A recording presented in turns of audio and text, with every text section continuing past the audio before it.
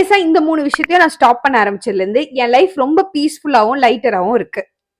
First one ஆப்வியஸா மத்தவங்க கூட கம்பேர் பண்றதுதான். என் லைஃப நான் ஒருத்தி தான் வாழ்றேன். அதே மாதிரி தான் மத்தவங்க எல்லாருக்கும். எல்லாரோட ஜேர்னியும் டிஃபரெண்ட், எல்லாரோட டைம் லைனும் டிஃபரெண்ட் அண்ட் எல்லாரோட பாத்தும் டிஃபரெண்ட்ன்றதை நான் புரிஞ்சுக்கிட்டேன். மத்தவங்க கூட நம்ம கம்பேர் பண்ணிக்கிட்டா அது தேவையில்லாத நமக்கு ப்ரெஷர் தான் வருதே தவிர நமக்கு எந்த இன்ஸ்பிரேஷனும் கொடுக்க போறது கிடையாது.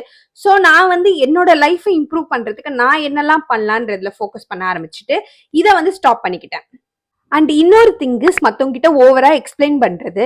நான் ஏதாவது ஒரு டிசிஷன் எடுத்தேனா, இல்ல நான் ஒரு இடத்துக்கு வர முடியல, இல்ல நான் ஒரு விஷயத்துக்கு நோ சொல்றேன் அப்படின்னா அதை பத்தி அவங்க கிட்ட எக்ஸ்பிளைன் பண்ணுவேன். நான் ஏன் இதை பண்றேன், நான் ஏன் நோ சொல்றேன், நான் ஏன் வர முடியல அப்படின்றது. பட் எல்லாருக்குமே அந்த எக்ஸ்பிளனேஷன் தேவை கிடையாது. நம்ம ஒரு விஷயம் நம்ம டிசிஷன் எடுத்துக்கணும்னா நம்மளுக்கு கரெக்டா இருந்தா போதுமே தவிர்த்து மத்தவங்க அப்ரூவல் நமக்கு தேவையில்லைன்றதை நான் புரிஞ்சுக்கிட்டு இந்த விஷயத்த கட் டவுன் பண்ணிட்டேன். அடுத்த இம்பார்ட்டன்ட் ஒன் இஸ் மத்தவங்க கிட்ட வேலிடேஷன் எதிர்பார்க்கறது. ஏதாவது போஸ்ட் போட்டா யாரெல்லாம் லைக் பண்ணிருக்கான்னு பாக்குறது, யாராவது மெசேஜ் பண்ணிருக்காங்களா, யாராவது அழகா இருக்குன்னு சொல்லியிருக்காங்களா அப்படின்னு சொல்லிட்டு செக் பண்றது. இந்த மாதிரி விஷயங்கள் உண்மையாலுமே ரொம்ப ரொம்ப எக்ஸாஸ்டிங்கா இருக்கும்.